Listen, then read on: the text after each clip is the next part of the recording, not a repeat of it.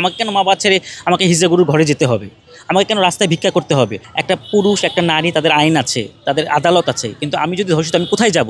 আমাকে প্রথমে বললো আমাকে কি লতে দিবে? আমরা কিন্তু প্রথম পরিবার থেকে ঝরে যাই, তারপর স্কুল থেকে।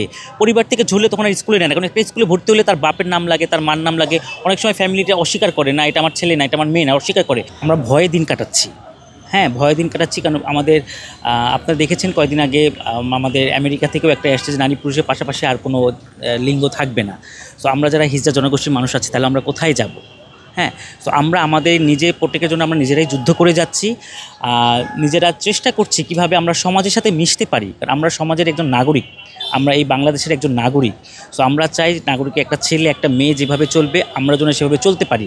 এবং আজকে আমরা এখানে যেই প্রতিপাদ্য নিয়ে এসেছি, আসিয়া যে ধর্ষণের সে মারা গেল বাচ্চাটা, সো অনেক সাংবাদিকরা প্রশ্ন করেছে যে আপনার পোশাকের, আসিয়া তো কোনো পোশাকের জন্য ধর্ষিত হয়নি, সে একটা শিশু বাচ্চা। এবং তাকে যে ধর্ষণ করেছে তার পরিবারে, যেখানে আমাদের পরিবারের ছেলেমেয়েরাই কি বলবো, যে পরিবারের ছেলেমেয়েরাই শান্তিতে নেই, মানে পরিবারের নিজের বাবা বোনের জামাই তারাই ধর্ষিত করছে, এখানে বলার তো আর কিছু নাই। তো পরিবার থেকে সে শিক্ষাটা আসতে হবে।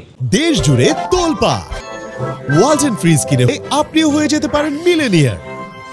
আমি জানি না আসলে আমাদের বর্তমান সরকার এটার জন্য কী পদক্ষেপ নেবে। আমার মনে হয় এমন একটা আইন হওয়া উচিত যে এটা যেন সবাই আমাদের বোন, সবাই আমাদের মা, সবাই এই জিনিসগুলো যেন না হয়, সবাই যেন সবার অধিকার নিয়ে বাঁচতে পারে, সবাই যেন সুরক্ষা থাকতে পারে। আমরা দেখছি যে এখন সুরক্ষা নাই, দেখলাম যে পুলিশের উপর গায়ে হাত দিচ্ছে, যেখানে পুলিশ আমাদেরকে প্রোটেক্ট করে। সো এইগুলো দিন দিন বেড়েই যাচ্ছে। সো এটা কীভাবে বন্ধ করা যাবে, আমি অনুরোধ করব আমাদের যিনি বর্তমানে সরকার আছেন, অনুরোধ করব যেন মানুষ শান্তিতে থাকতে পারে, শান্তিতে যেন আবার ফিরে আসে, মানুষ যেন তার শক্তি নিয়ে বাঁচতে পারে এবং মানুষ যেন কথা বলার সুযোগ থাকে, মানুষ যেন সে প্রতিবাদ করতে পারে। সো তাহলে এগুলো সব বন্ধ হবে। এবং সবাই বলতেছে ফাঁসি ফাঁসি ফাঁসি, তো আমি মনে করি যে ফাঁসি দিলে তো সে মারা গেল, না, এমন একটা শাস্তি দেওয়া উচিত যেন সে বেঁচে থেকেও বুঝতে পারে, রিয়েলাইজ করতে পারে যে আসলে এই জিনিসটা আসলে অন্যরা দেখতে পারে যে আমি আজকে ধর্ষণ হলে আমাকে এই ধরনের বিচারের আওতায় আসতে হবে। আমিও কিন্তু ধর্ষণ শিকার হতে পারি। আজকে আমি ধরেন রাত্রেবেলায় কাজ করি, অফিস থেকে ফিরি, বাসায় যাই, টেলিভিশনে কাজ করি, বাসায় যাই, আমিও ধর্ষণ শিকার হতে পারি, কিন্তু আমার কিন্তু কোনো আইন নাই। একটা পুরুষ একটা নারী তাদের আইন আছে, তাদের আদালত আছে, কিন্তু আমি যদি ধর্ষিত আমি কোথায় যাব?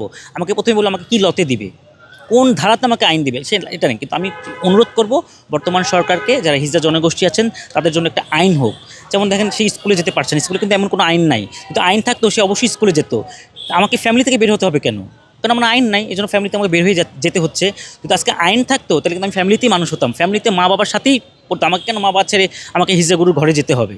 আমাকে কেন রাস্তায় ভিক্ষা করতে হবে? সো যদি এরকম একটা আইন থাকতো, আপনি আমাদের বহির্বিশ্বে দেখেন, বাইরে দেখেন, সবাই কিন্তু কর্ম করে খাচ্ছে এবং সম্মানের সহিত, কিন্তু বাংলাদেশ এটা করতে পারছে না কেন? আমাদের আগে আমি অনুরোধ করব আমাদের বর্তমানে সরকার যিনি আছেন তিনি আমাদের জন্য একটা সুরক্ষা আইন তৈরি করবে। একটা সুরক্ষা আইনের মধ্যে সব থাকবে, আমি যেন বিচারের অধিকার পাই, আমি যেন সমাজের নাগরিক হিসেবে অধিকার পাই, সব অধিকার যেন আমি নিশ্চিত করতে পারি। আমাদের পরিবারের জন্য আমরা থাকতে পারি, পরিবার থেকেই শুরু হয়। আমরা কিন্তু প্রথম পরিবার থেকে ঝরে যাই, তারপর স্কুল থেকে। পরিবার থেকে ঝরলে তখন আর স্কুলে নেয় না, কারণ একটা স্কুলে ভর্তি হলে তার বাপের নাম লাগে, তার মার নাম লাগে। অনেক সময় ফ্যামিলিটা অস্বীকার করে, না এটা আমার ছেলে, না এটা আমার মেয়ে, না অস্বীকার করে। তো আমার প্রথম দাবি, যেই সংস্কার করা হবে আইনে, সেই আইনে যেন আনে যে হিজড়া কোনো জনগোষ্ঠীর কোনো মানুষ যদি শিশু জন্মগ্রহণ করে তাকে অবশ্যই তার পরিবারে রাখতে হবে এবং তাকে শিক্ষায় শিক্ষিত করতে হবে। এটা আমাদের সকল হিজড়া জনগোষ্ঠী থেকে এটা আমাদের প্রধান চাওয়া।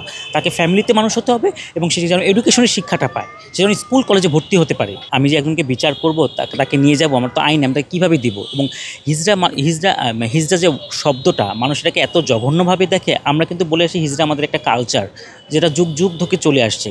সো আমরা আবারও বলি যে আমাদের প্রোটেক্ট আমরা নিজেরাই করছি। কিন্তু এখন একটা মানুষ যদি এখন আমাকে মারে, এখন আমি কি করব? আমার যেহেতু আইন নাই, আমি বলবো আই চলো কেউ মারি, এটা তো সমাধান না।